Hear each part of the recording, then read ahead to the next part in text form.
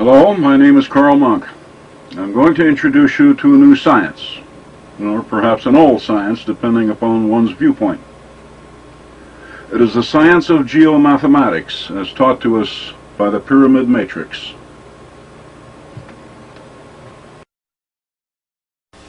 The pyramids, an unsolved mystery until now.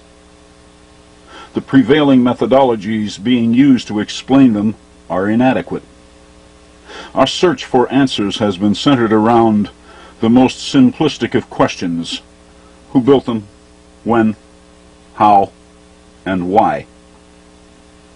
The few answers we do have, we most generally thought up ourselves, with little regard for facts.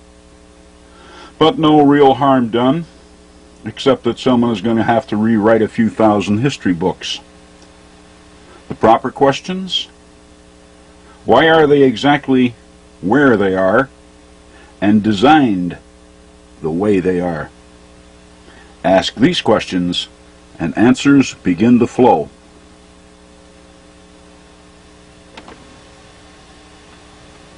In order to read the pyramids, we must make an adjustment in our thinking. Once made, we achieve the fine-tuning necessary for the decoding process. That adjustment is our Greenwich prime meridian of 0-360 degrees longitude. That's our prime meridian, not theirs. Theirs was very clearly indicated by the Great Pyramid, some 31 degrees, 8 minutes, and 00.8 seconds to the east of Greenwich.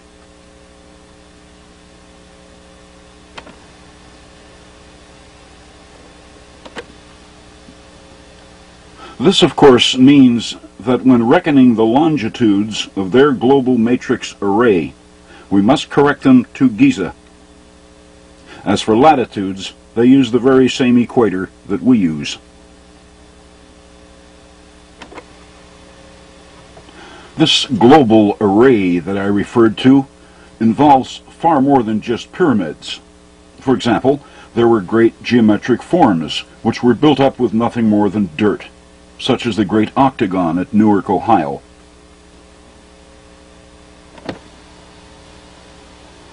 And great earth circles, such as the fort, about a mile to the southeast of the Octagon.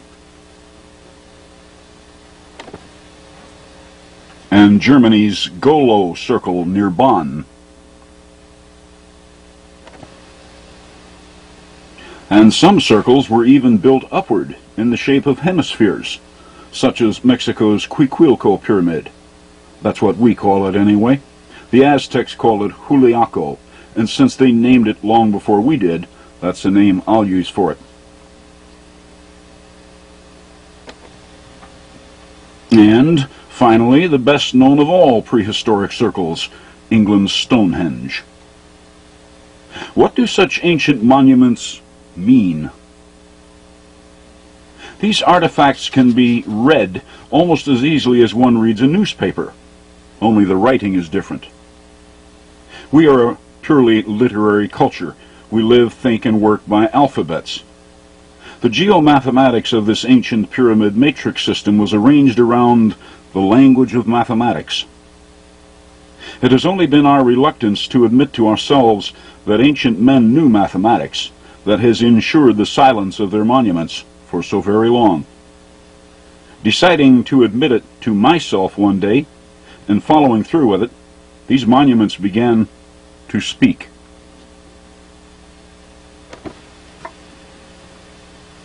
British archaeologists have verified that before Stonehenge fell into ruins, it comprised an outer circle of 60 stones, 30 lintels held aloft by 30 supporting stones. The inner display, in the shape of a horseshoe, had 5 lintels held aloft by 10 stones, 15. Let's take these one at a time. What do the 60 stones of the perimeter have to say? They are arranged in a perfect 360-degree circle. Did the builders reckon circles to have 360 degrees of arc like we do? Remember what I said about admitting that maybe they did? It's as easy as that. A 360-degree circle of 60 stones presents a simple mathematical equation.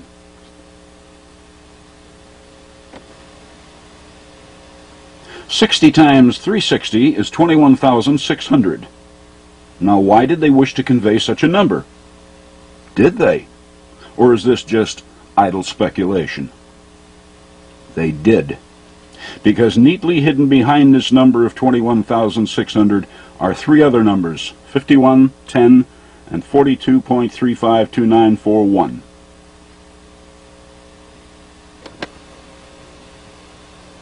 And when seen as 51 degrees, 10 minutes, and 42.35 seconds of latitude, we find that this is the dead center position of Stonehenge on our modern maps.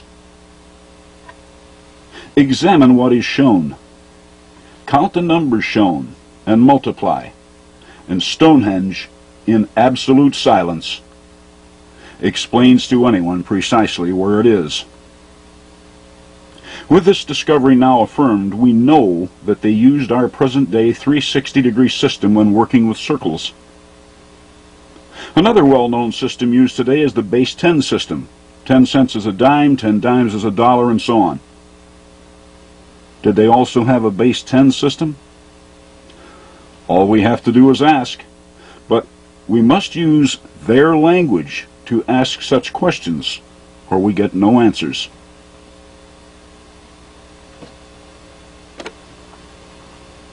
Stonehenge has already shown us this number 21,600 in its actual latitude north of the equator, a single number which encodes 51 degrees, 10 minutes, 42.35 seconds. Let's call 21,600 its grid latitude. Now, if they wish to explain a base 10 system to us, all they'd have to have done is to build other circles at grid latitudes or longitudes of 2,160 or 216,000.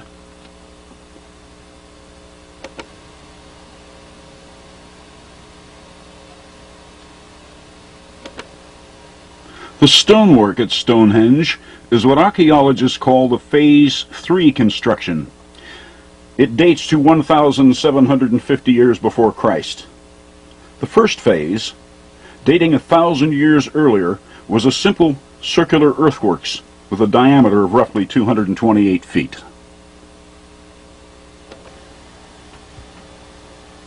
It looks rather blank without the stones, doesn't it? Yet even this construction was important because the ancients built analogues to it everywhere. At least two of them right here in North America, at Newark, Ohio.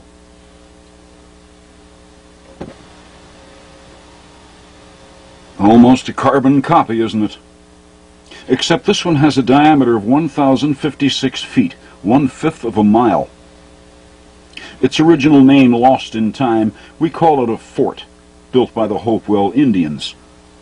But that defies logic. Indians never built forts, they attacked them.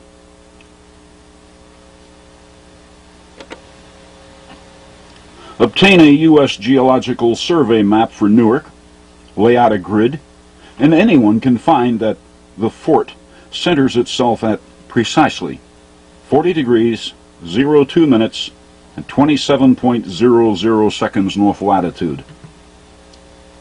And these figures multiply to exactly 2,160, which is 1/10 of the 21,600 grid latitude of Stonehenge.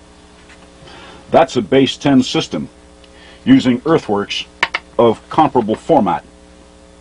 Of course, there are those who would be more than happy to write all of this off to mere coincidence. After all, history is comfortable with the idea that the early American Indians were ignorant because they didn't have an alphabet like ours. But they did have an alphabet. It was mathematical. And to ensure that we would have no difficulty understanding it on our side of time, they built a third opinion, and right here at Newark.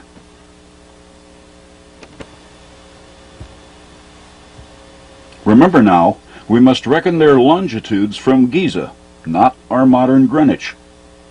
Well, this circle on the octagon is centered at 82 degrees, 26 minutes 55.4 seconds west of Greenwich today.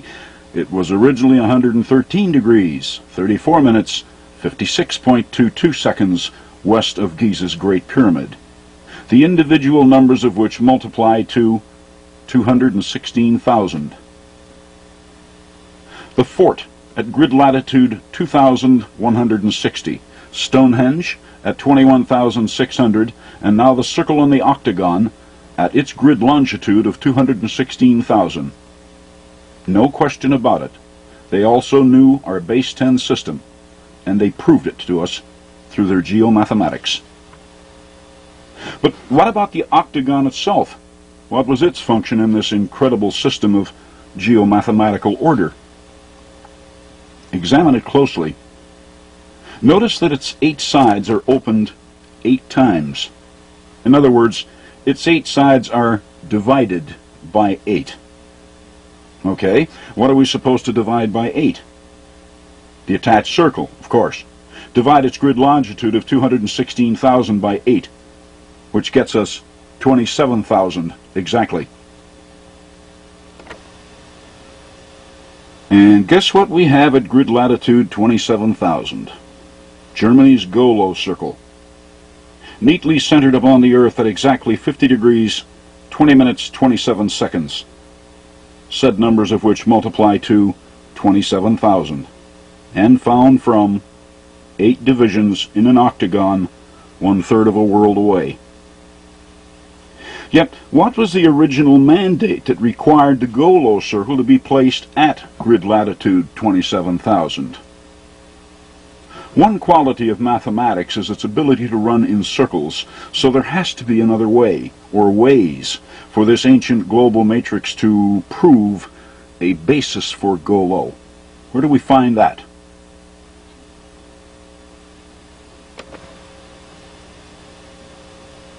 Before it fell into ruins, when a visitor approached Stonehenge, what was the first number to come to mind? Yes, 2. 2 separate efforts here, lintels and supporting rocks.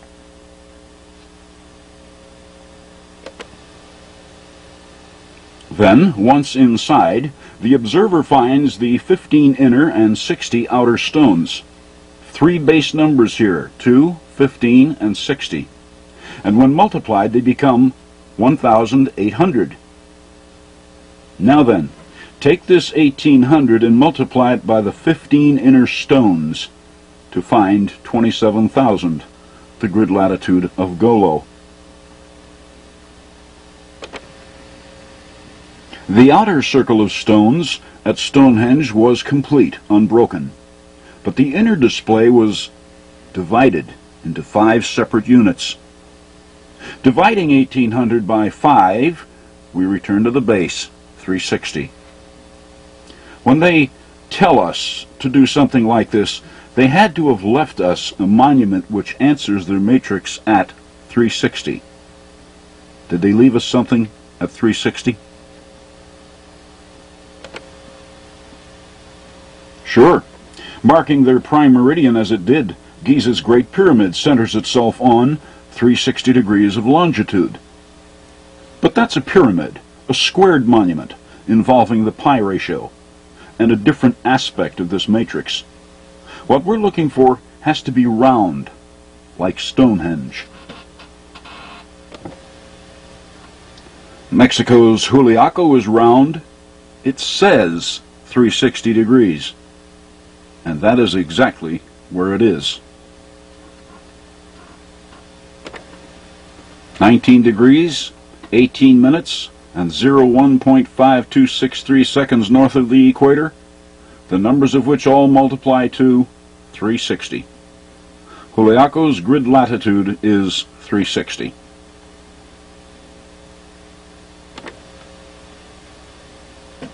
See, anyone can read this matrix. All we have to do is think, but in their language. We have only to admit to ourselves that they knew math at least as well as we do. Or we can simply throw the maps and the math away, leave things as they are, and remain in the dark.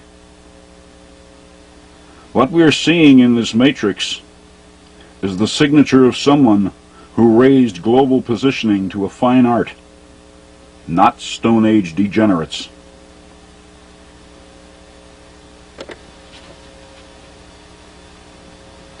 Why does Juliaco have 4 terraces on it?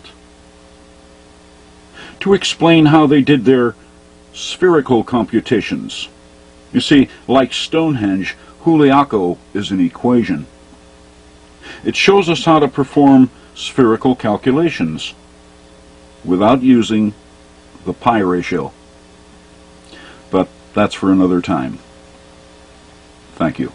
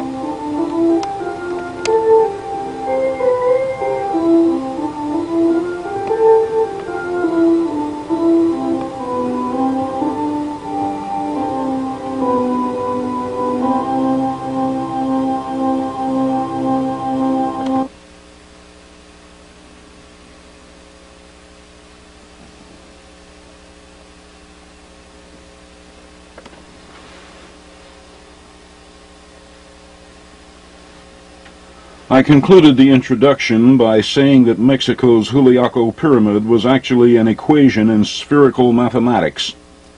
And I made this determination despite the fact that this monument is not yet fully excavated.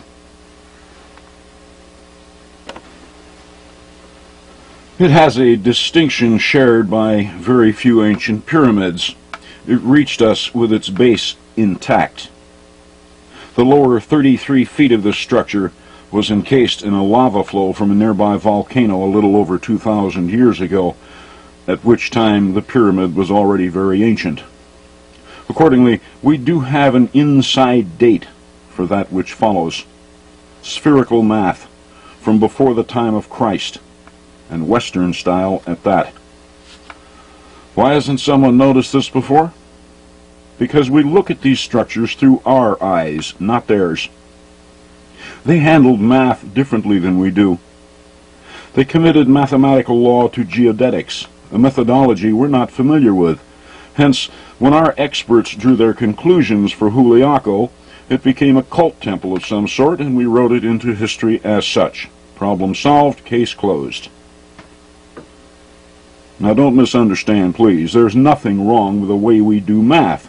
After all, it was good enough to take us to the moon and back. The math involved with that is virtually unreadable.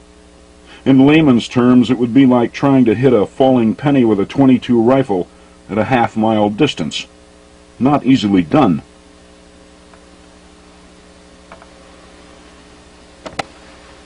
Our modern game rules for math are very simple. It is based either on the constants of geodetic form, the 360-degree circle, 720-degree tetrahedron, 1080-degree pyramid, 2160-degree cube, and similar geometrics. Or the pi ratio.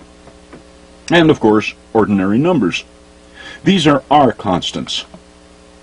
But within these constants are a plethora of other constants. For example, if we multiply constant pi and constant 360, we get 1130.9733. We don't recognize the number, but it is another constant simply because it is the product of two other known constants. Constant to constant will always result in another constant. It's unavoidable.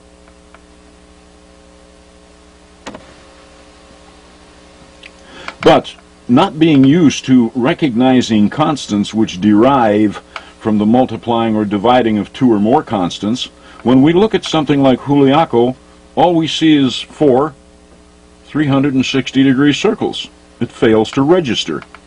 I mean, look at it. Can you see formulas here toward spherical computations? No, of course you can't. We do not reason our math as these people did, nor will we ever, unless we learn to think as they did, to see the law as they did. As good as we are with math, we are actually running in low gear. Math has a second gear, a third, and even overdrive, levels we have not yet achieved. But how does one look for these higher speeds when the best tools we have are those which hold us in low gear?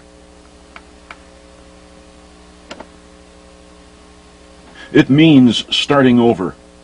Forget everything we know about math, except the constants, and go back to square one.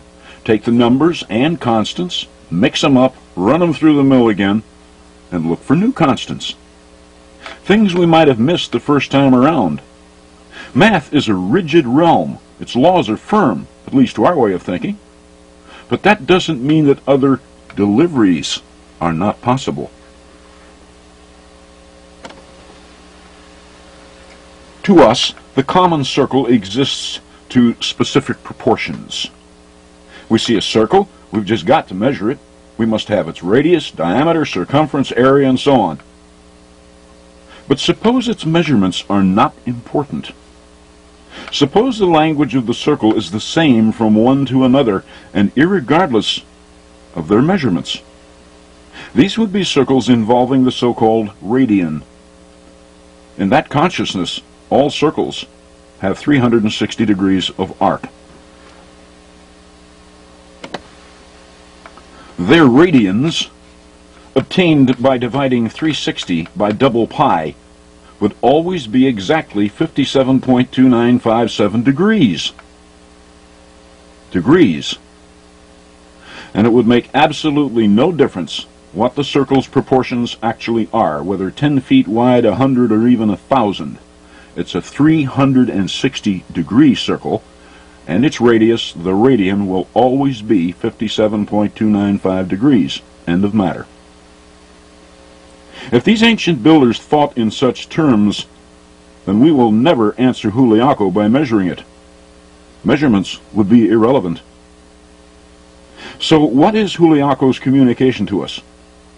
What did its builders know that we do not? How are we to see through their eyes? We have already substantiated at Stonehenge that they knew and used the very same 360-degree reasoning system that we do when dealing with circles.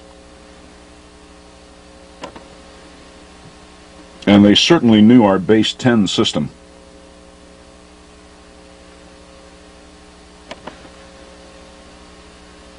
And they knew the pi ratio inside out, as I will show in a separate segment later on. And given the fact that the Great Pyramid, the tallest one ever built, shows it to us so abundantly,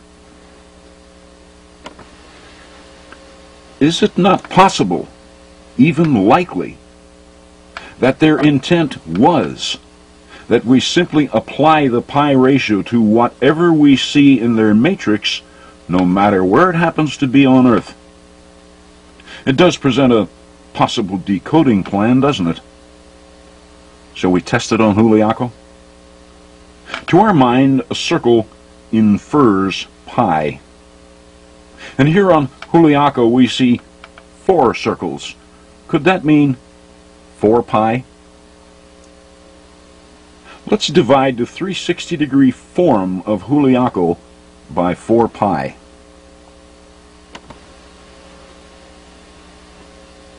Their logic lies exposed after 2,000 plus years of silence. What is it? Well, of course you don't recognize it. It's doubtful that very many professional mathematicians will recognize it because they're not used to working with it. But 28.64788 is exactly 1/2 of the 57.2957 radian.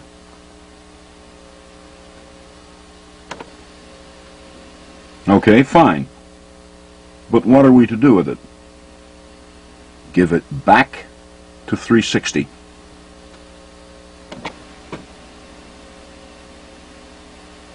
The answer is also a mathematical constant, even though we're not used to looking at it. It is, in fact, the area of any 360-degree circle. Using our time-honored formula for finding the area of a circle, r is the radian, we square it, we get this. The formula for the area of a circle is radius squared times pi equals area. See? Same product. But the two formulas were different, weren't they?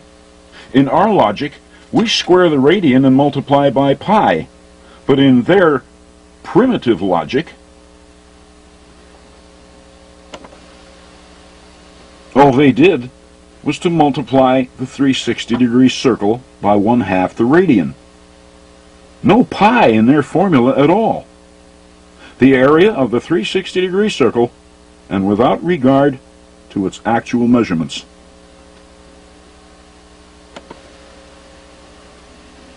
And that's not all it is. It is also the grid longitude of the Juliaco, 130 degrees, 19 minutes, and 04.1754 seconds to the west of Giza.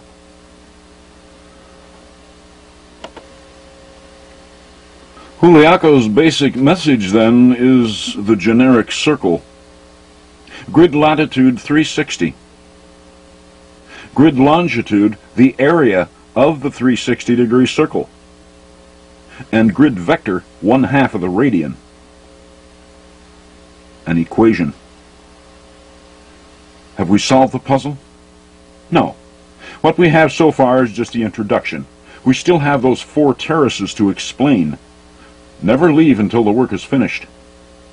I said earlier that Juliaco is an equation in spherical math, but it's unlike anything we have ever seen. It's a whole new ballgame. When we work with circles and spheres, we rely on 3 time-honored formulas. The first yields the area of a circle. In the 360-degree mode, that would become 10,313.24 square degrees.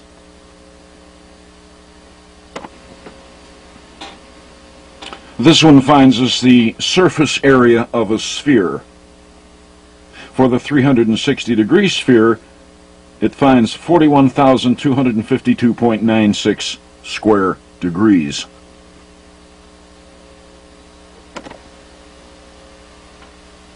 And our formula for determining the volume of a sphere. For the 360-degree sphere, 787,873.52 cubic degrees.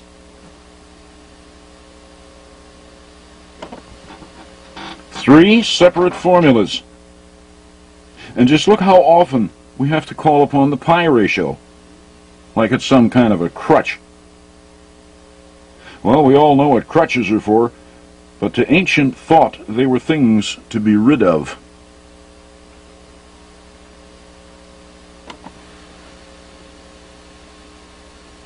This is how they did it in pre-Hispanic times.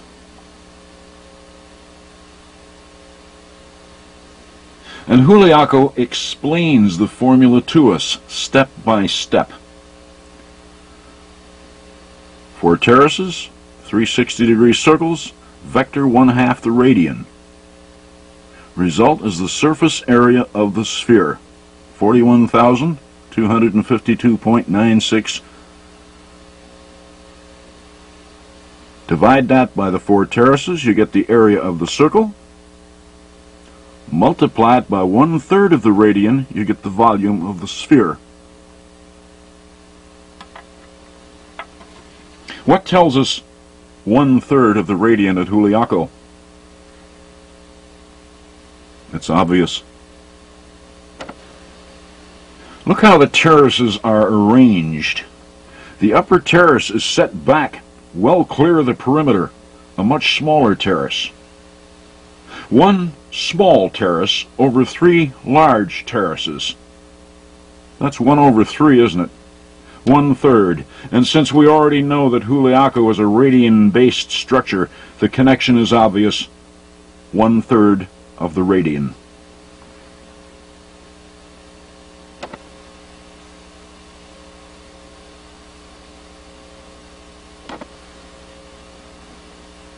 As I said, Juliaco is a formula in circular and spherical math, and in one fell swoop, it obsoletes all 3 of our time-honored formulas in that realm. A single, all-encompassing formula, and one which ignores our favorite crutch, the pi ratio. And history calls these people primitive? Never call primitive primitive without taking a good long look in a mirror. It just might backfire. Is this an entirely pre-Hispanic thing we see at Juliaco?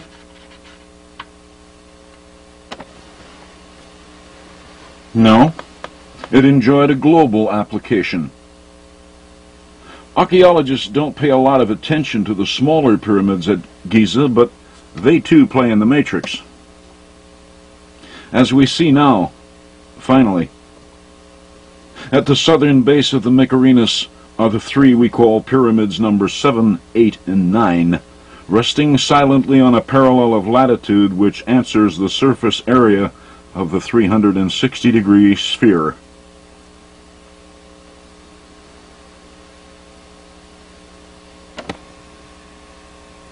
Radian-based mathematics, not pi. That's what this matrix was all about. Now, we begin to see it through their eyes.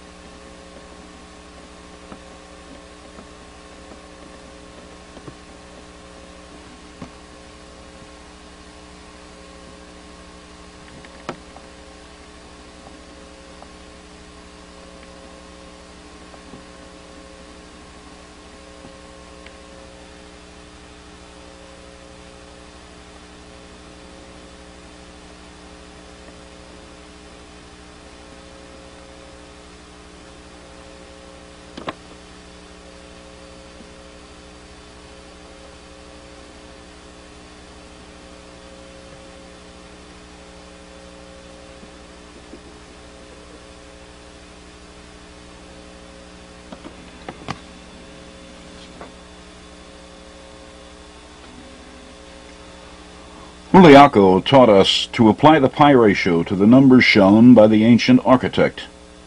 When we saw the 4 terraces and gave them the value of 4 pi, we were immediately equipped to decode its position in the matrix. Now let's take this primitive logic back to Stonehenge and apply it to what we see over there.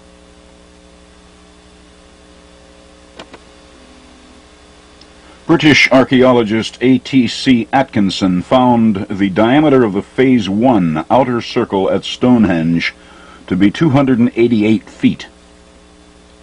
Following Juliaco's directions, that becomes 288 pi.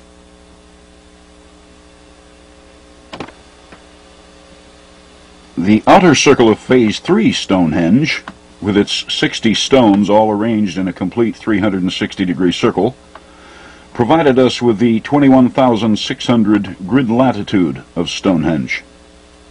Does it not follow then that its inner horseshoe-shaped arrangement should guide us toward its grid longitude? Sure, but we must be careful here. This inner arrangement is not rational. Don't misunderstand. The 15 is a rational number, but the way they have this horseshoe arranged is irrational. It is broken into separate displays, whereas the outer stone circle of 60 stones was unbroken, a complete circle. Why did they show us these 15 inner stones irrationally? Are we supposed to somehow see 15 as an irrational number? And if so, how are we to do this?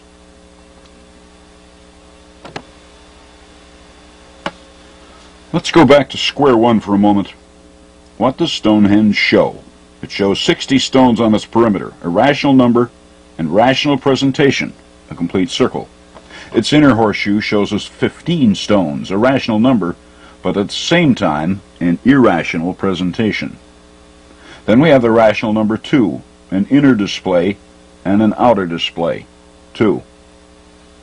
Three rational numbers, 2, 15, and 60, but they don't fit, do they? 15 times 2 is not 60, yet the 15 stones of the horseshoe are inside the unbroken outer stone display. These numbers must somehow go together. How are we to make them speak logically? There's only one way. By reducing both its 15 and its 60 to their own square roots. Only in so doing can we build a functional link between all three numbers.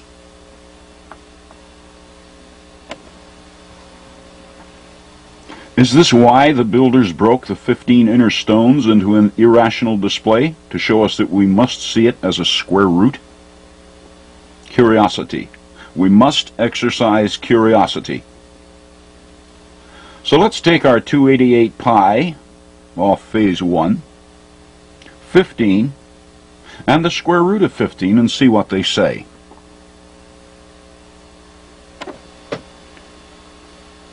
Notice, please, that I am not simply pulling these numbers out of thin air, as so many numerologists like to do. I am following their directions. These numbers are either shown at the site or strongly suggested. Now, what is 52,562.89164?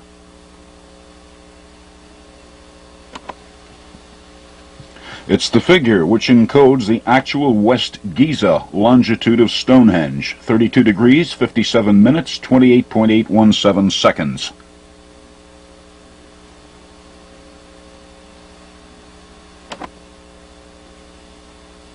Which certainly seems to confirm that the square root of 15 is a valid, anciently intended, though hidden, constant in the math of Stonehenge.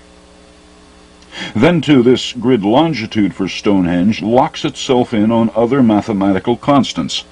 For example, this equation uses the 288-foot diameter of phase 1 Stonehenge.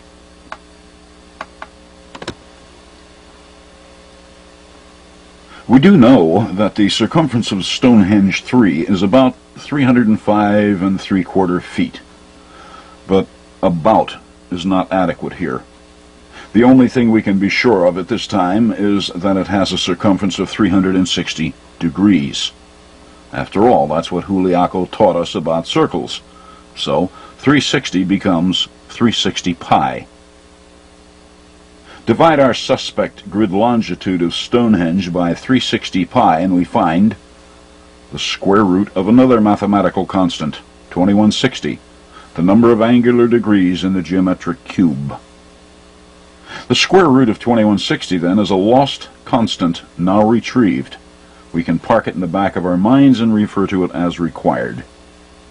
Next, giving the 360-degree circle of Stonehenge the value of 360 pi finds its grid longitude. Should the same logic not apply to its grid latitude? Sure, it has to. As we already know, the 60 stones and the 360-degree perimeter of phase 3 Stonehenge furnished us its grid latitude. Now we shall take that 360-degree circle, redesignate it 360 pi, and give it back to 21,600. Remember it?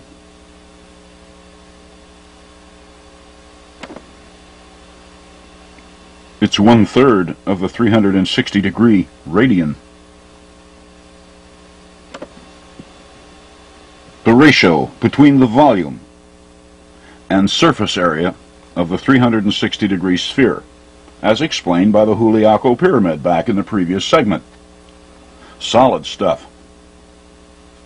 360 pi from the grid latitude of Stonehenge shows us 1/3 of the radian. 360 pi from its grid longitude shows us the square root of 2160. Let's combine these results just to see if any other lost constants turn up.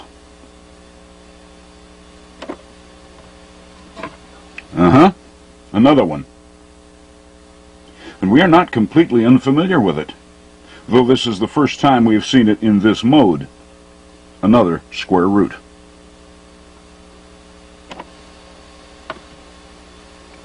The square root of the volume of the 360-degree sphere. They sure used a lot of constants we're not familiar with, didn't they? The radian, 1/2 and 1/3 of it. The square roots of 15, 60, 2160, and the volume of the 360-degree sphere. Is that all of them? I wish it was, but there are more. It was well over a century ago now that Englishman John Taylor advanced his theory that Egypt's Great Pyramid was a model of the mathematical constant double pi, 6.28318, in that when its base perimeter was multiplied by double pi, the answer in British feet came in fairly close to the pyramid's actual height. Unfortunately, several centuries before, the Arabs tore all the facing stones off the Great Pyramid, thereby erasing its original measurements. Without them, he could not prove his theory. Well, Mr. Taylor was right on the money, as I will demonstrate somewhat later on, and it makes perfect sense. These people worked with the 360-degree radian, and to get it, 360 has to be divided by double pi, not pi. Double pi, then, was another of the curious constants in the matrix, so let's see how it reacts to some of the others, like maybe the square root of 2160.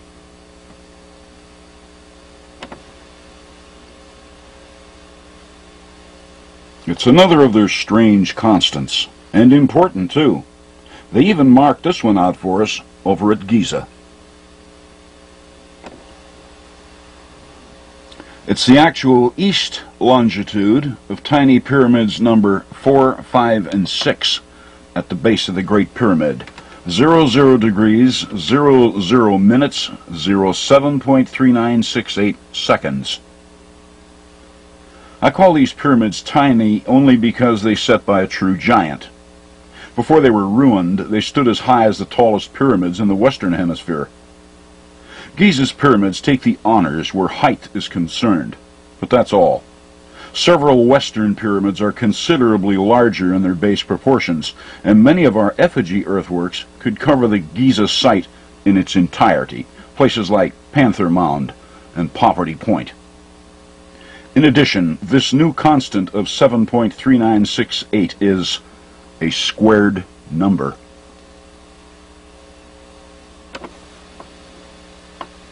Its square root will be quickly recognized by British antiquarians as a direct hit, with a 2.719-foot megalithic yard as refined by Alexander Thom, though it is better known as 2.72 feet. Could it be that the megalithic yard is only a square root? Whatever the case, this squared number 7.396 was widely applied to this ancient matrix system. Indeed, it even speaks to Stonehenge. When archaeologists A.T.C. Atkinson and Gerald Hawkins examined Stonehenge, they determined its original diameter to have been 97 feet 4 inches, hence a radius of 48 feet 8 inches, or 48.66 feet in the decimal mode. Could the 48.66934411, seen as the result of this equation, represent its original radius? in modern British feet?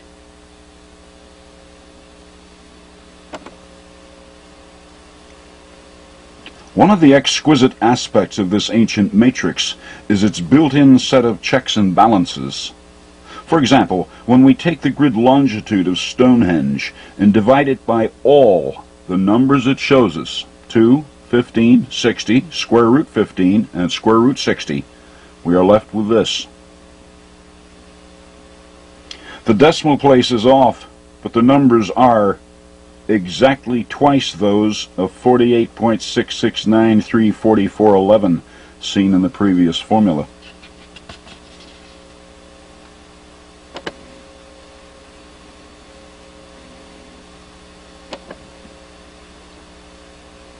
Is it valid? Are these the actual numbers, the original numbers, in the diameter of Stonehenge?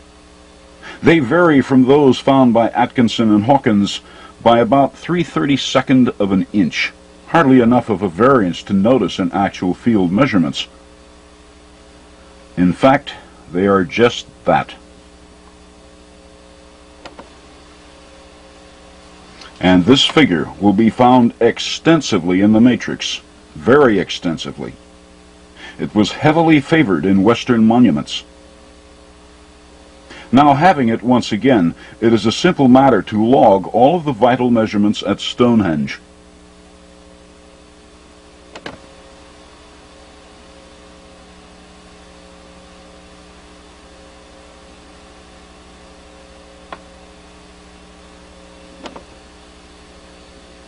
Finally, the square of the megalithic yard shows us this, when given to double pi. It's another of their weird constants, and one of considerable import. I have come to call it their alternate pi, AP. Here's how it works. Give it to the standard generic 360-degree circle and find the actual circumference of Stonehenge in feet.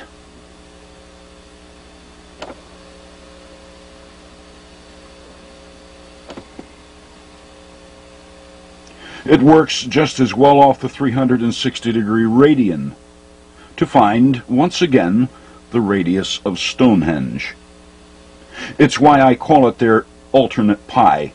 It's the constant they employed to explain the relationship of their 12-inch metrological unit to their radian-based matrix. I even prefer it to the pi ratio we use, 1177245771. 1177245771. It's poetic. Say it twice and it's memorized. It sure beats trying to memorize pi out to 8 or 9 decimal places.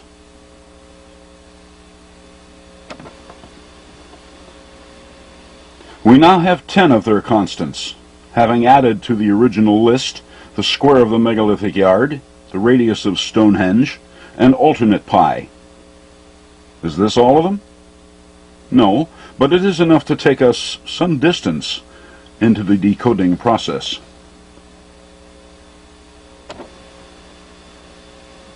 And we found most of them right here at Stonehenge. The outer stone circle of Phase 3 conveys its latitude, while the inner display, in conjunction with its 288-foot wide Phase 1 Earth circle, convey its West Giza longitude. Now we know why Phase 1 was necessary. Then Stonehenge goes on to explain several mathematical constants in use at the time of its construction. The decoding is what tripped us up. Who would have thought that it was entirely restricted to maps and mathematics? Stonehenge, a magnificent calculator rendered in rock. Batteries not included or required. The access key is curiosity.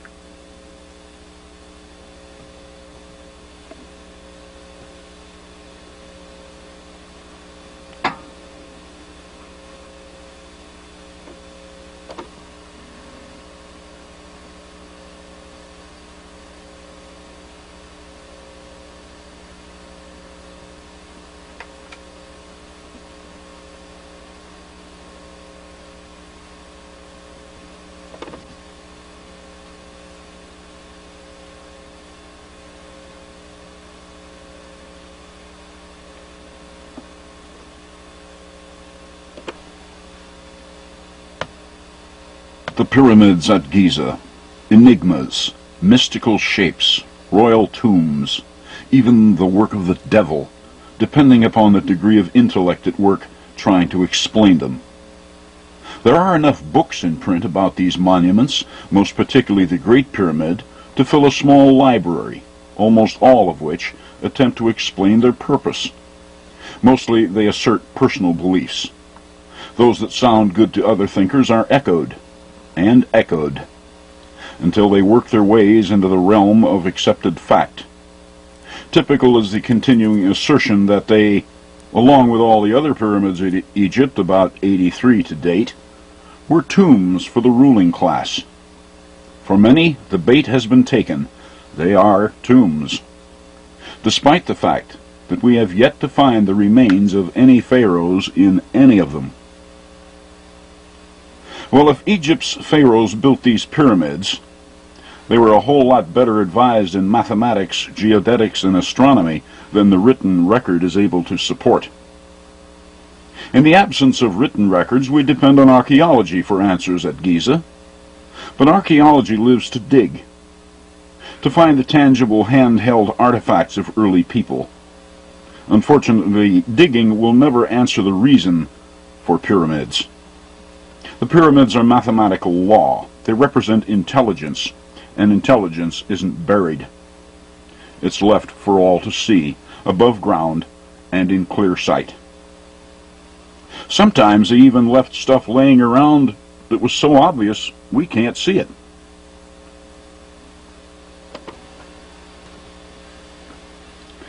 For example, matrix vector GV, my code for Giza vector. The two sets of smaller pyramids, 4, 5, and 6, and 7, 8, 9, were aligned to point right at it, an intersection of azimuths. But the builders left nothing, no pyramid, no stakes, nothing at vector GV. Now why'd they do that? To make the obvious unobvious, obviously. And of the 100-odd books I have digested on the Giza Pyramid site, not one discusses this silent, unmarked point. Indeed, they fail to even speculate on why the small pyramids were laid out in straight lines. It went right by everyone. We already have the grid figures for these two azimuths. 41,252.96 comes from Mexico's Juliaco, the surface area of a 360-degree sphere, and the square of the megalithic yard, 7.39685. Dividing the two figures, we are left with GV's value, 5,577.096018. It will serve to demonstrate that we can get something from nothing, GV, if we know the language. Since Stonehenge explained the language, there's nothing holding us back. So let's go for it.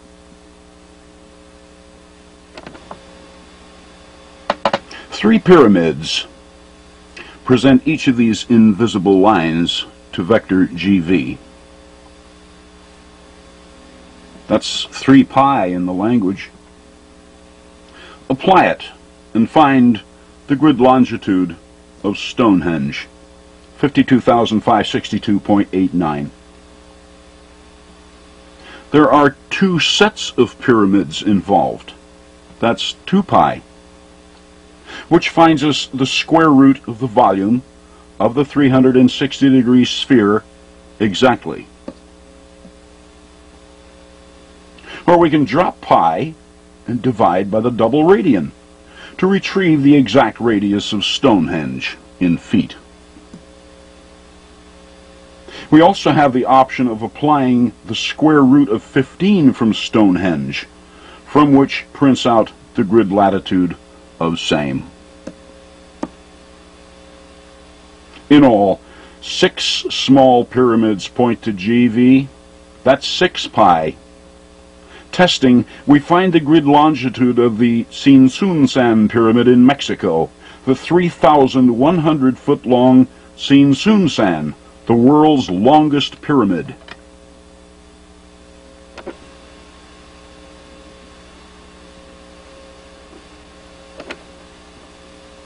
The tallest pyramid in the world is the Great Pyramid.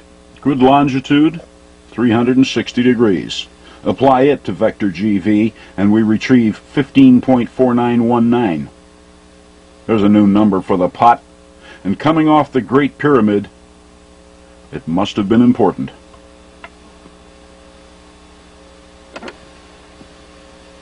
It was 13 square miles of importance. They laid an entire city out on this azimuth. Teotihuacan in Mexico.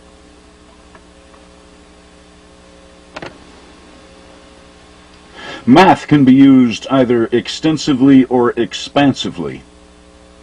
We have seen how 3 pi responds to vector GV.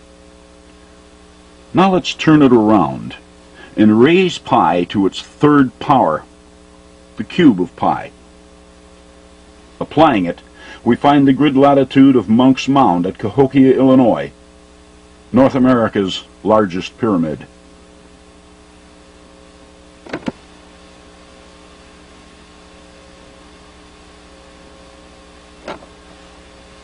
Not bad for a silent guide. See, they didn't have to mark vector GV, just align something toward it. Too bad it took us so long to wonder about it.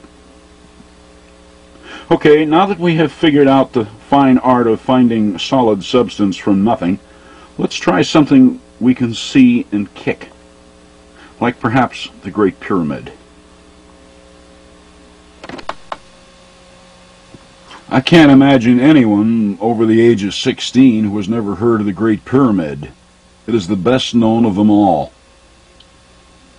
Unfortunately, when the Arabs removed all its facing stones, the measurements went with it. And try as we have, no one has been able to retrieve them. Why? Because those who try don't know the language. Would you like to know what they were? Its measurements are not lost. They never were. While men might destroy a monument dedicated to math, the math itself is eternal. Like any consciousness, matter is perishable, math is not. Remember Stonehenge? Its stones gave us its original measurements. Even though it is 2/3 destroyed, its measurements and message survive intact. The same is true of the Great Pyramid. Its most important measurement was its height, and retrieving it is quite simple. We already know one of the numbers required for the formula, the Great Pyramid's 360-degree meridian, the prime meridian of remote antiquity.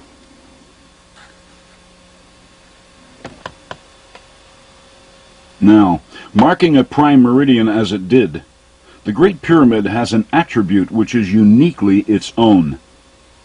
Its prime meridian runs across it from pole to pole. As everyone knows, the poles represent 90 degrees north or south. We have our second number.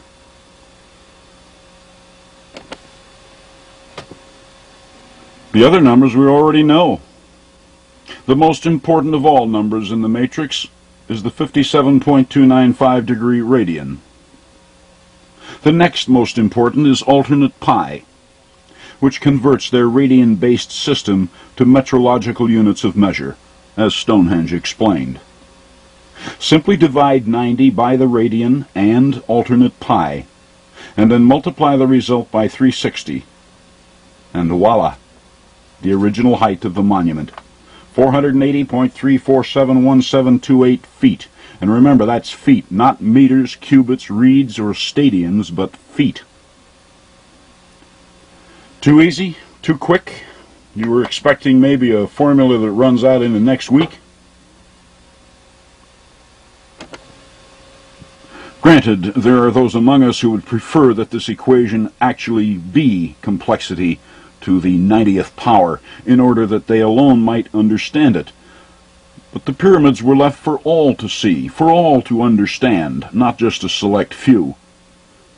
And in order for that plan to bear fruit, simplicity was essential in the delivery on behalf of the builders.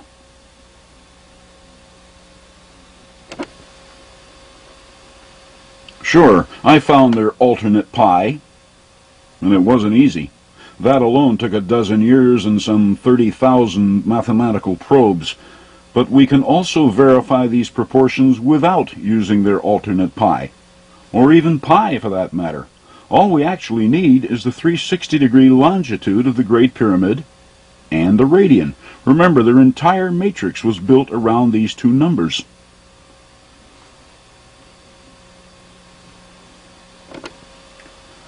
Take the generic 57.2957 radian and divide it by 360 degrees. Then multiply the result by the Great Pyramid's circumference to find its actual height of 480.347 feet. It's so simple it's almost embarrassing.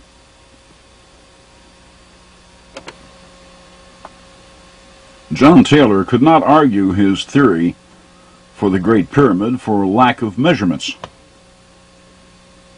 And even if he had them available, he probably would not have known what they meant. Nobody was thinking in terms of a radian-based matrix at that time. The time was not right. But now it is. And again, we have the proportions of the Great Pyramid. Here they are, for the first time in 10 or 12,000 years. Its original specs.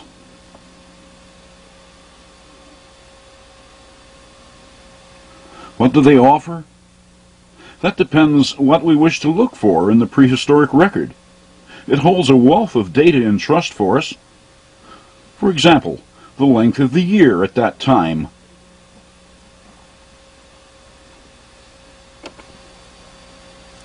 Its volume, divided by its vector in the matrix, the cube of double pi, I'll get to that shortly, divided by its height, divided by its length, multiply the result by 360, its prime meridian.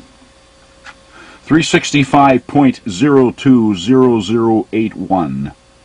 Is that the length of the year?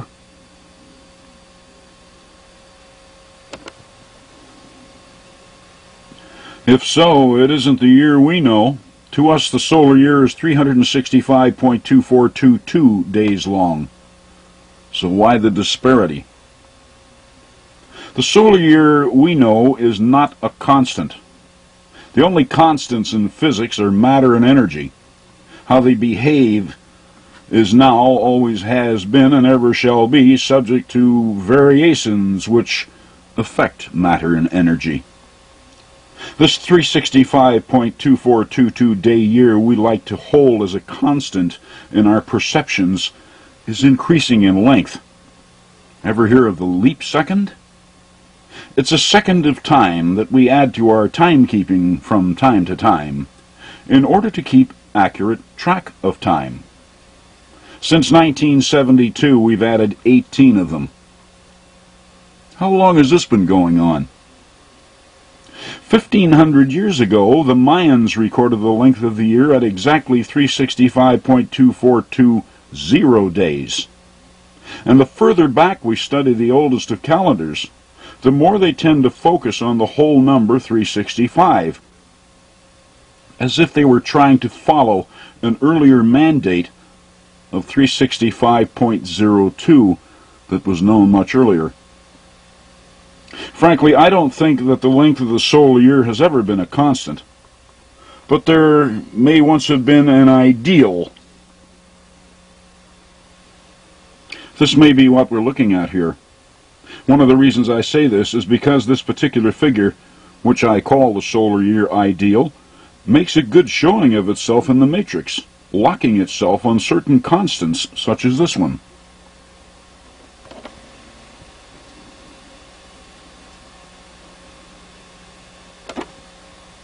And this one. And we will see it again as we move along.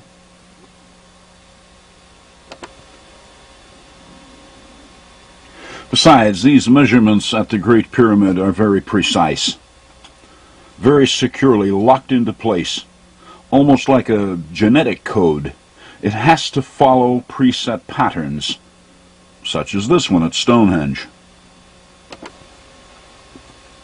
We take the smaller figure of its 48.6693 foot radius and divide it by its larger 305.798 foot circumference. Then multiply the result by 360 to find the radian. The Great Pyramid uses precisely the same coding. Take the smaller figure for the Great Pyramid's height and divide it by its larger base perimeter. Then multiply by 360 to find the radian again. A beautiful lock.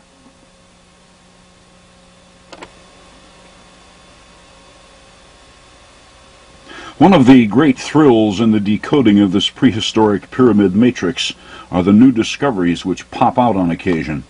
This is one of them, 0.159154943, the reciprocal of double pi. It's missing from our math books, but was obviously held in very high regard in antiquity, a mathematical constant in its own right, a ratio which exists between these multiples of double pi.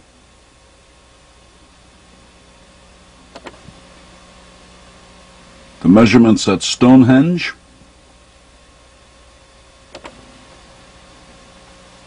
those at the Great Pyramid, and the base 360 system and the radian.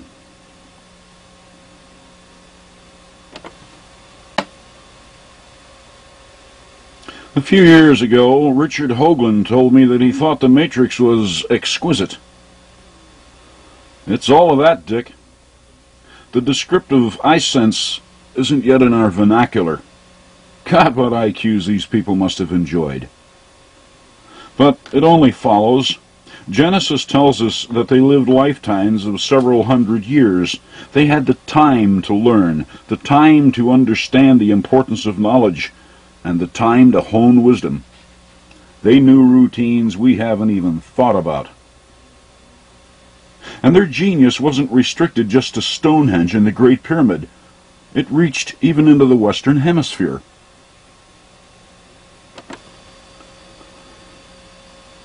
A 0.1591549 is less than zero, an inverted quantity. The unknown Teotihuacanos of Mexico honored this inverted constant by dedicating a pyramid to it. An inverted pyramid dug down below ground level. Here you are standing right in the middle of it. At matrix vector 9.118965.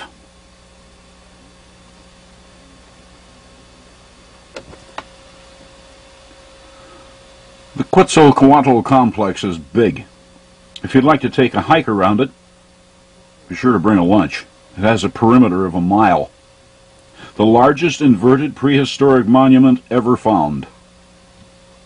0.1591549 by the radian, 9.118965. That's inverted, of course. On the plus side, multiply it by double pi and get the radian again. Quetzalcoatl's inverted center is 765 feet wide. They could have built the Great Pyramid within its depression. But what about Stonehenge, where this new constant was taught?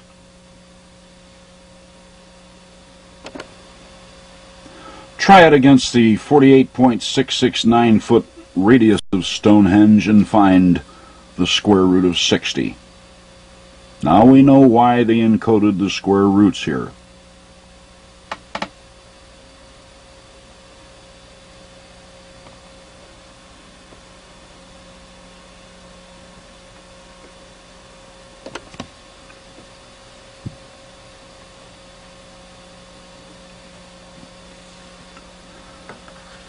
When the Arabs defaced the Great Pyramid, they forgot one of the stones. When we found it, it was promptly shipped off to England. where its sloped surface was subjected to some of the finest instruments we have.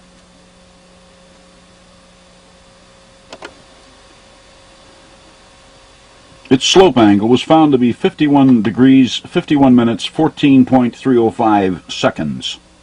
The findings were distributed around the world in the hope that someone, anyone, could find a reason for this curious angle. To date, no one has any answers, except their own. It's the price we pay for believing that the builders were ignorant. 51 degrees, 51 minutes, and 14.305 seconds can also be expressed as 51.8539731 degrees. In this, its decimal mode, it has a tangent. And this tangent is a mathematical ratio, that which separates the cube of pi from the square of double pi. Watch out for their tangents. They made dandy hiding places for information. Anyway, that gives us another pi aspect in the Great Pyramid. Now let's climb up to its apex, which is no longer intact today. The destroyers got that too. And of course we have yet to find its capstone, which really we don't need. Now, having its original proportions, we can make it ourselves. It requires only that we be careful to give it the same slope angle as found in the base facing stone, the reciprocal of which, when calculated from the perpendicular, is exactly 38.146063 degrees.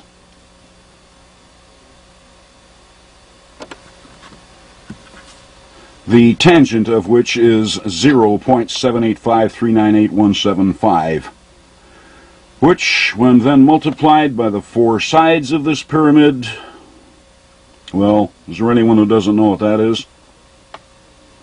And right off the very top of the monument.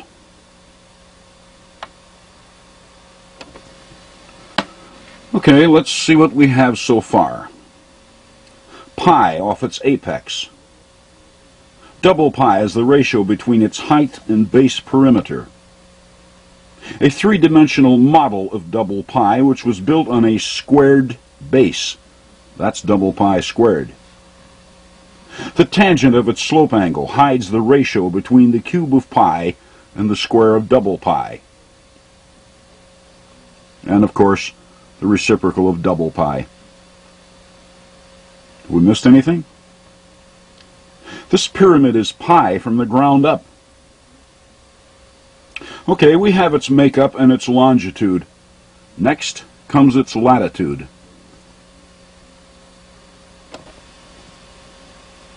A pyramid which marks the location of a prime meridian running north and south from pole to pole should likewise address latitude, should it not? It is logical. And all latitude is reckoned from the equator, which, as it circumscribes the Earth, has a length. The equatorial circumference of the Earth, 24,901.54558 statute miles.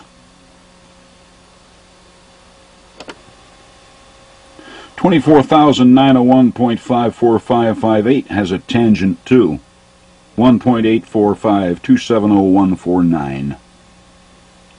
Again, only the mathematician can recognize it for what it is, the cube root of double pi. Double pi. Does the tangent of the Earth's equatorial circumference have something to do with the double pi Great Pyramid? We have only to ask. Visualize the Great Pyramid in your mind. 4 sides, 4 base corners, and an apex. 9 features. Raise this tangent, this cube root, to its 9th power, and we find the cube of double pi. Of course, all that does is prove the cube of double pi. If it has anything to offer to the matrix, we must test it against something that is in the matrix, like the Great Pyramid, since we did employ its 9 features.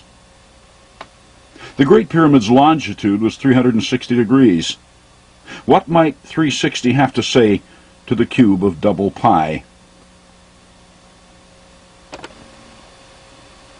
It yields this figure, which encodes the parallel of latitude, which runs right across the north face of the Great Pyramid. At this point on the pyramid, then, the matrix holds a vector at the cube of double pi. Why doesn't this parallel cross the actual apex? It wasn't supposed to. That point was reserved for something else, a link with astronomy. Are we ready to admit that they knew astronomy? I am, and the most elementary constant in astronomy, or even in its predecessor astrology, is the 25,920-year procession of the equinoxes.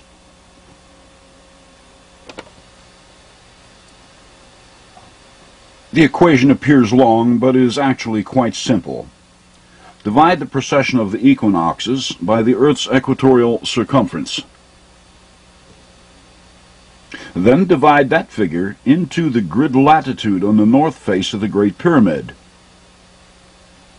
This yields the figure which encodes the actual apex latitude of the Great Pyramid.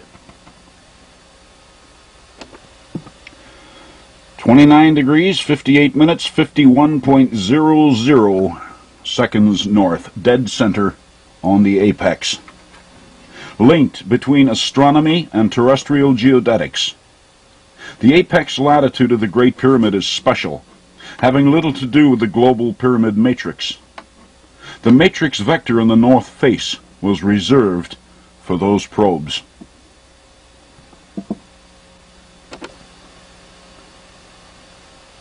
That's the Great Pyramid. Pi in stone, and far more than John Taylor ever imagined. And more, perhaps, than we're ready for. But it's here. The pyramids are ours once again. What are we supposed to do with them? Learn. They are teachers, and their language is mathematics. And we are their students. Once again. It has been a long vacation, but the curriculum is still very much intact. No college registration necessary, no books required. Bring only maps, mathematics, curiosity, and a willingness to learn.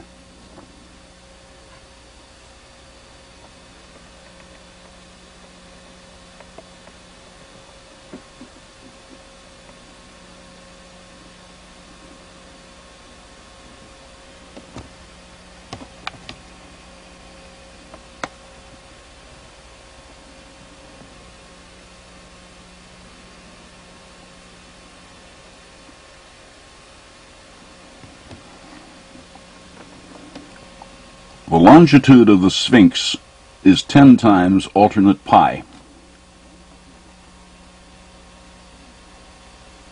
The Khafre Pyramid's longitude is its echo, to the west of the Great Pyramid, also 10 times alternate pi. The Sphinx, monument to mystery, until now, reputed to have been built by Pharaoh Khafre some 2,400 years before Christ, it has recently been proven to be much older, existing long before any of the pharaohs. It was difficult working with the Sphinx. The experts have all their site maps screwed up. They show it facing in different directions. Some due east, some just north of east, and still others just south of east. If you have such maps, pay no attention to them. Get an overhead aerial photograph. Only they show it like it is. The Sphinx faces just south of east, on an azimuth of 94.247 degrees, 30 pi. How do I know this? Because I asked its mother. You see, the Sphinx is only a kitten. Its mother is over in Florida. Mama Cat is so big, 5,500 feet long, that we could park a dozen of Giza's sphinxes upon it. One of them could even fit on its tail. This effigy mound, located in the Everglades, is so large that the U.S. Geological Survey named one of their maps after it, Panther Mound. The panther's vector in the matrix is exactly 30 pi, dead center.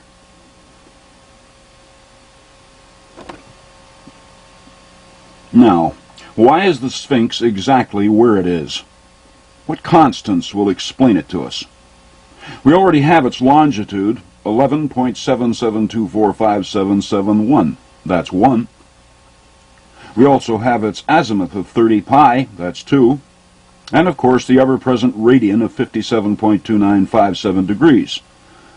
Mix them up and voila, 63,571.271, which encodes its exact latitude north of the equator.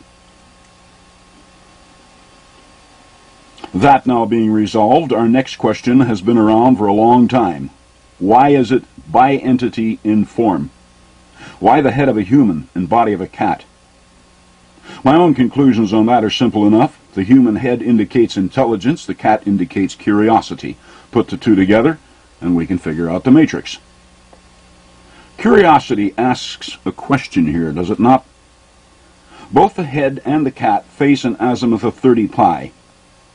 The cat has already explained that its azimuth answers the grid vector of another cat, Florida's Panther Mound.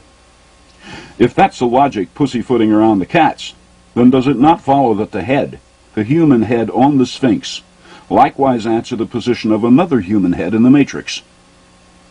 Where do we have other human heads? There's this one, carved in rock, down at Marcahuasi in Peru, the photo of which was kindly shared by Bill Cody of BC Video. There's New Hampshire's Old Man of the Mountain. Oh yes, it too is in the matrix, even if it is only a silhouette, which is best seen from the north. Think about that for a minute, and you can figure it out. And forget the argument that it's a natural sculpture. In fact, I hope it is, because if it is, then it has been around longer than the pyramids, in which case its position was worked into the matrix long before the first pyramids were built. But my own personal favorite is the Great Face at the Poverty Point complex in northeastern Louisiana. Poverty Point is big.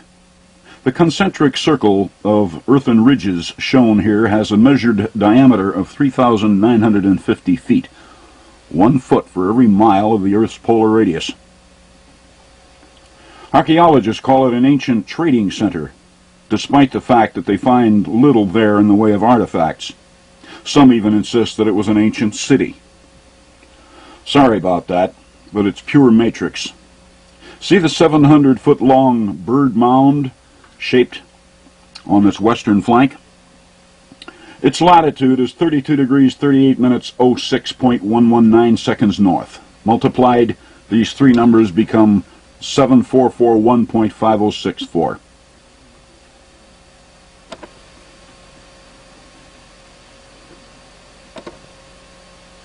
The area of Stonehenge at Poverty Point. Poverty Point is pure matrix.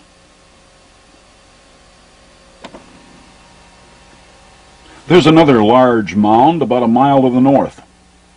Archaeologists call it a tailless, unfinished bird mound that was intended to look like the one to the south. Not so at all. Anyway, where's the face I was talking about? The matrix consists of much more than just pyramids, earthworks, and mathematics. Shapes are important too, and to see them, the investigator must be able to work with topographical maps. Therein lie the clues which blow right past the average archaeologist. On the east side of the Poverty Point complex, the land drops sharply toward the Macon Bayou, and a topographical map shows it quite clearly.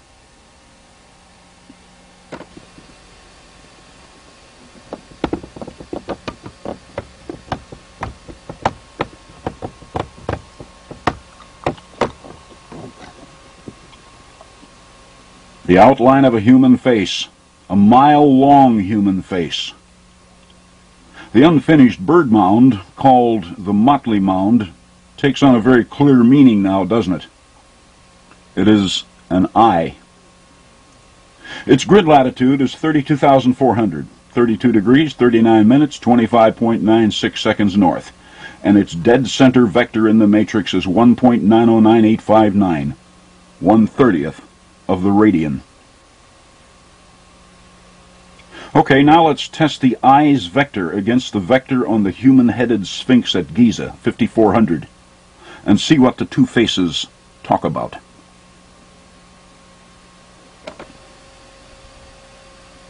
They talk about math, vector to vector, face to face, the exact area of the 360-degree circle. Cat to cat, human head to human head, both talk to the matrix in the well-ordered language of geomathematics. Now, why did they build the Sphinx at a grid vector of exactly 5400? Not that I mind, to be sure. Rational numbers are always welcome, and they do occasionally present themselves in the matrix, as Stonehenge and Newark explained back in the first segment.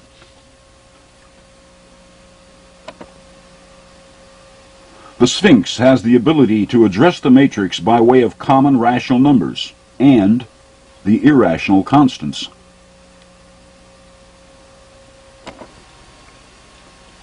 Over at Juliaco in Mexico, we discovered that when we apply the pi ratio to its 4 terraces, making it 4 pi, it began to explain things. But there are no terraces to count on the Sphinx. It does, however, show us all 4 of its paws. Notice what happens when we multiply its 5400 vector by 4 pi.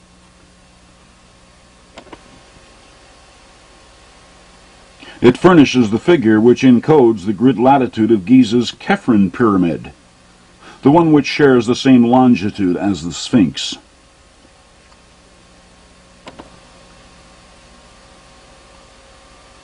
It even answers the 48.669-foot radius of Stonehenge, another of their special matrix constants.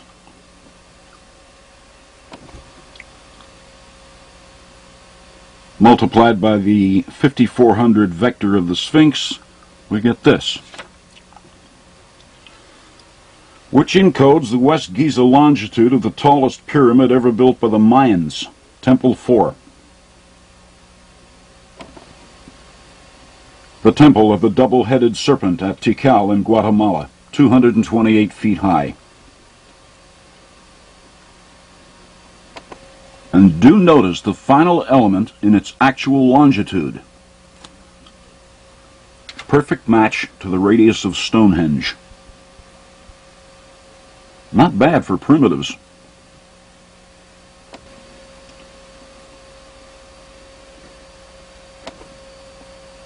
Temple 4. Then we have the rational numbers. Multiply the Sphinx's vector by 2, and we get 10,800. The grid latitude at the center of Mississippi's 670-foot-long Emerald Mound. Multiplied by 4, 21,600. The grid latitude of Stonehenge. By 5, 27,000. The grid latitude of Germany's Golo Circle. By 6, 32,400. Grid latitude of the eye on the face at Poverty Point. And by 24, 129,000 exactly, or the square of 360. The grid longitude of North Bimini's 500-foot-long Shark Mound.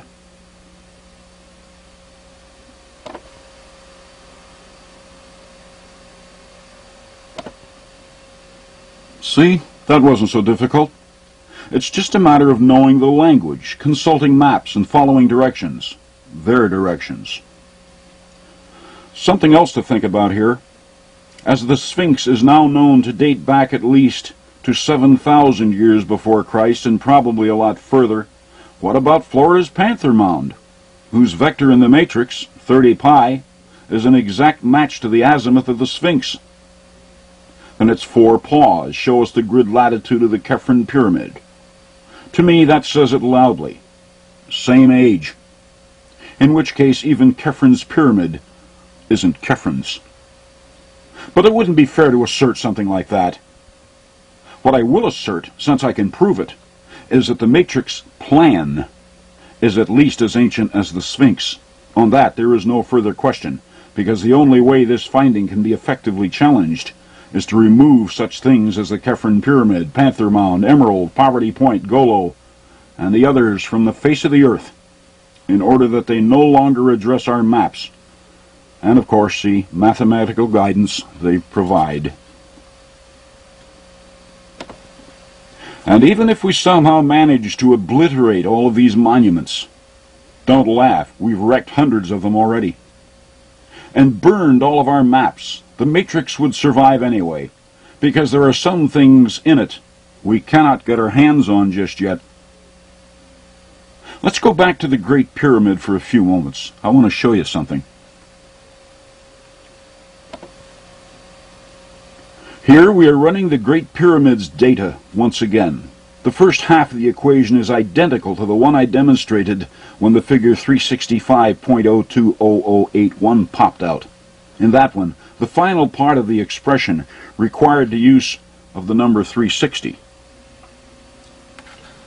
This time I'll drop the 360 and replace it with these two multiples of double pi, which the Great Pyramid has already explained to us. This time it shows 9929.184896. What is it? Well, it isn't the solar year this time. It encodes the grid latitude of another large formation.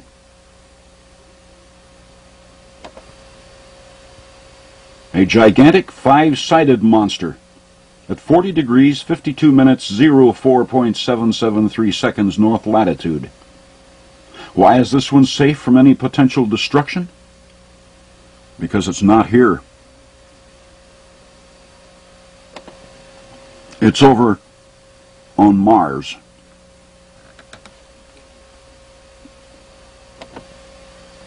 At a place called Cydonia.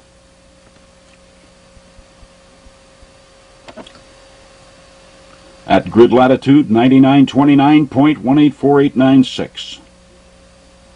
Now what's this Martian formation doing locked in on our terrestrial matrix system, as if the planners at Giza knew about it? No, this is no joke. When the Viking photos were found showing this region of Mars, Richard Hoagland, with the help of Errol Turin of the U.S. Defense Mapping Agency, laid out a precise grid for the site. And this is where this 1.6-mile-long monster pyramid, called the D&M Pyramid, just happens to center itself.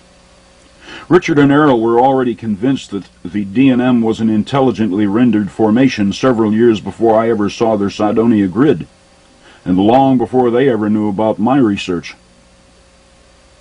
But if the D&M was intelligently rendered, who did it? There's nobody home over on Mars today, at least that's what we're told. The first question that crossed my mind when I saw the Hoagland-Turin grid was if it was intelligently made, and being 2/3 of a mile high as it is, might it have once marked a prime meridian on Mars like our Great Pyramid did over here? D&M's latitude rolls right off the Martian equator, but its longitude failed the matrix. But then its prime meridian is arbitrary, based on nothing in particular, like our own Greenwich. So I decided to move it over and center it on the D&M, just out of curiosity.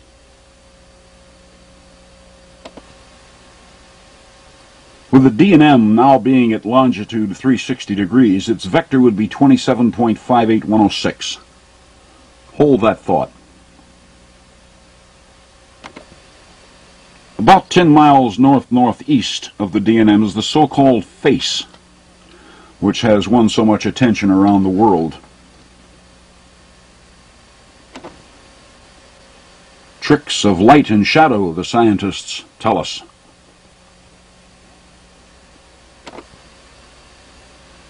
But Richard Hoagland's argument for Cydonia comes from Errol Turin's computations of the angles on the DNM pyramid, where he sees the tetrahedron in evidence. The tetrahedron is a three-cornered pyramid, and in Richard's presentation on Cydonia, he explains the importance of the tetrahedron in spherical physics, that being, that for some unknown reason, if we place a tetrahedron inside a sphere, its corners, at its base, will always strike the outer surface of the sphere at about 19.5 degrees north or south of the equator. And that it is at these latitudes where energies appear to manifest themselves on all planets in our solar system. The so-called storms on Jupiter follow a latitude of 19.5 degrees. The volcanoes that have been cooking off in Hawaii for the past dozen years are also at 19.5 degrees north of the equator. The 5-mile-high Olympus Mons, an inactive volcano on Mars, locates at 19.5 degrees. It's all quite real. Natural energies appear to focus themselves at this latitude on the spinning bodies of the solar system. Well, I'm not an astronomer or physicist, but I am familiar with the tetrahedron. Each side of the tetrahedron contains three 60-degree corners. In all four surfaces, we have a grand total of 720 degrees. In the language of the matrix, the tetrahedron is 720. Well, activity on the surface of planets seems to indicate that nature knows about the tetrahedron. I'll give her that. But does she know about other mathematical constants? Like maybe double pi, the 3D form of Giza's Great Pyramid? 720 and double pi. The result divides down through 41 degrees and 11 minutes to wind up at 10.0308 seconds. And guess what's there? The face. Okay, back to the drawing board. If nature shaped this humanoid face on Mars from double pi in the tetrahedron, then she must have built our Great Pyramid as well. She's a builder as well as a thinker. Man, that'll do a job on prevailing thought.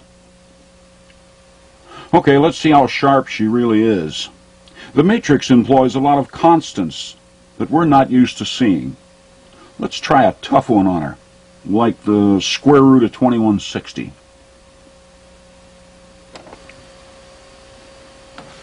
The grid latitude of Cydonia's face, square root of 2160. How about that? The face knows the diameter of Stonehenge.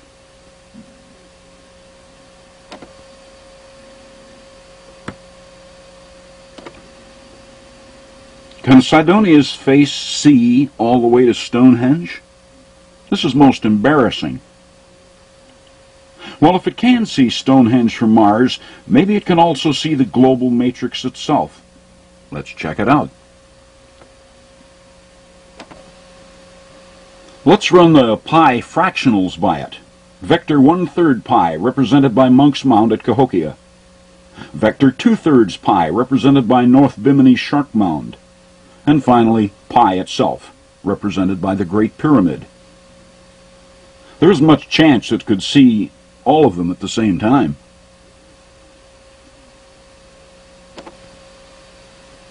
Could this low number stump it?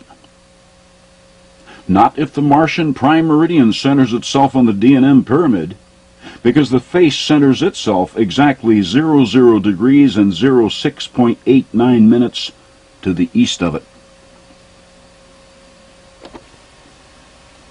Checkmate. The face got us again. But you know, nature is even smarter than that. She also positioned Cydonia's face at this longitude for another reason. Recall how the tangent of the Earth's equatorial circumference can be raised to the 9th power to show us the grid vector of the Great Pyramid? Watch what happens when we raise the face's longitude to the 9th power.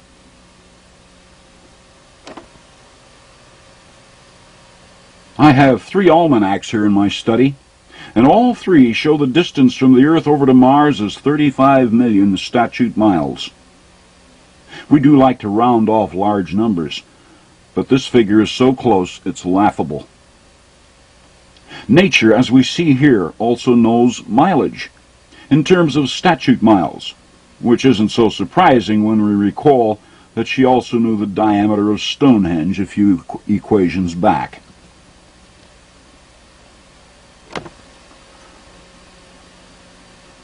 The grid vector on the face is 656.5612703. When we divide its grid latitude by its longitude, what an interesting arrangement of numbers. 6565. Let's put this one through the matrix mill too. If we can't find a misfire somewhere, we may have to live with this alien intrusion into our matrix. We need the astronomical test, Po, the precession of the equinoxes, 25,920 years, the most elementary of all astronomical constants. And since Mars is out there in space,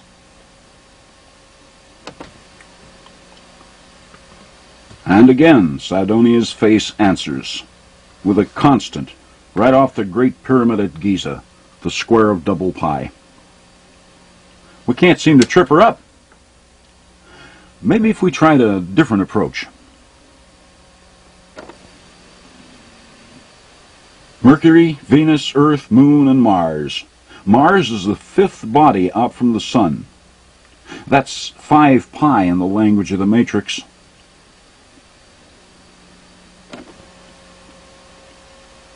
More egg in the face. There's that number from Juliaco again. The area of the 360-degree circle. The face can't be tripped.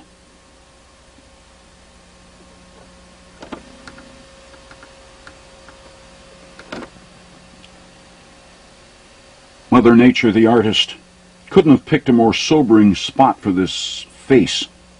And quite safe, too. There isn't much chance of our trucking it off for road fill. And starting tomorrow morning, I will get up early, go outside, and bow to the east, because nature is smarter than any of us. Really now, how far can we push coincidence? It has to have limits, and Sidonia's face has outstripped them repeatedly.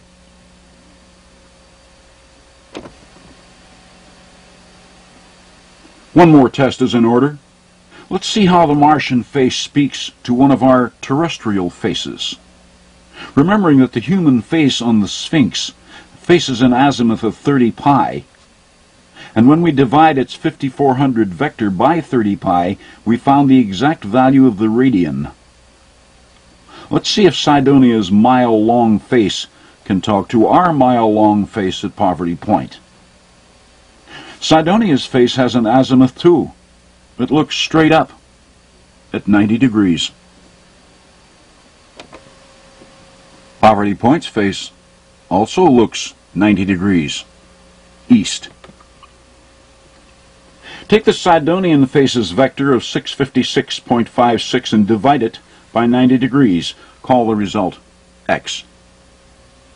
Then take Poverty Point's I, grid vector of 1/30th of the radian, and divide it by 90. Call that result y.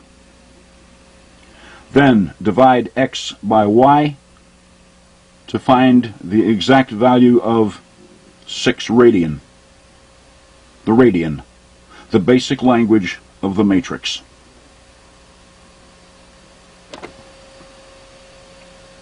What's the bottom line for Sidonia? A master formula based on the basic astronomical constant. CYFV here is the vector of Sidonia's face. DMV is the vector of the huge D&M pyramid. GPV is the grid vector of our own Great Pyramid, the cube of double pi. Whether we can live with the idea of intelligently rendered monuments on Mars is not the issue here. They are where they are, and they're talking to our terrestrial matrix, whether we like it or not. So call them whatever you like. The sweet thing about them is we can't get at them. Transportation is too expensive. And by the way, if we should someday decide to destroy our Great Pyramid in some stupid nuclear war, fret not. The mandate for its 480.347-foot height is safely stored away on Mars, 35 million miles away. All we have to do is put a 360-degree prime meridian on its D&M pyramid, like someone did in our Great Pyramid, and the work order remains intact. Because the law is universal.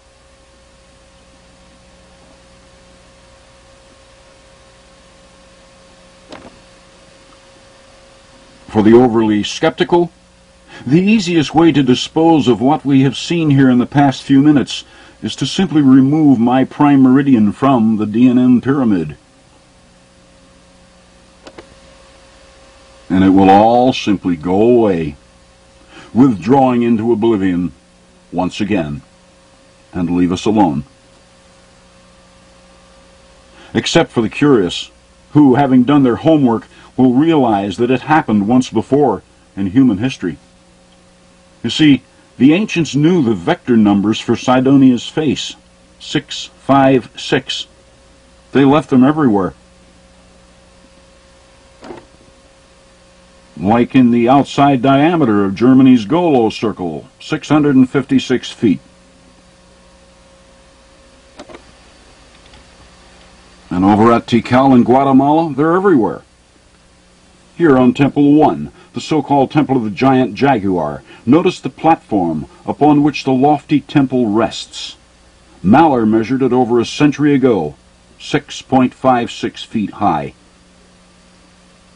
The Temple of the Giant Jaguar is poorly named, by the way. It was the peripheral pyramid, as I will explain in my next video. The same is true of Temple 2, the Temple of the Masks. Temple platform is 6.56 feet high. And on Temple 3, Temple of the Jaguar Priest. And on Temple 4, the Temple of the Double-Headed Serpent, 6.56 feet. Mallar apparently did not measure it on Temple 5, though he did find the numbers when he measured the width of the staircase at ground level, 65.6 feet. This number is not without a certain significance to us today. 6.565 is the ARRI standard for computing the density of the Earth. Judging from that, I'd say the Bible was right. There is nothing new under the sun.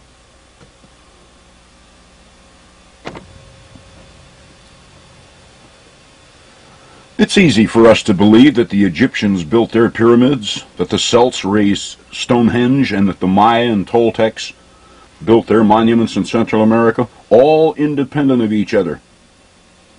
But these beliefs pale into insignificance when we suddenly discover that Tikal, Stonehenge, Tsinsunsan, Teotihuacan, the Face on Mars, and the Great Pyramid at Giza were known around the entire ancient world. It is the helm of this ancient order which must be identified, a body of genius which prized knowledge above all else, and whose determination it was to ensure its survival through a dark period in human history, by way of a pyramid matrix system which still defies time itself, a communication clear and direct, which we moderns lack the courage to even think about. Dogma maintains that we humans got our jump start in the Middle East. I'm afraid it's all a lot of nonsense, because they who built the Matrix were smarter than the Phoenicians, Egyptians, Hebrews, Babylonians, or even the Greeks ever were. And it causes me to wonder just where we did come from, and maybe even where we've been. Thank you.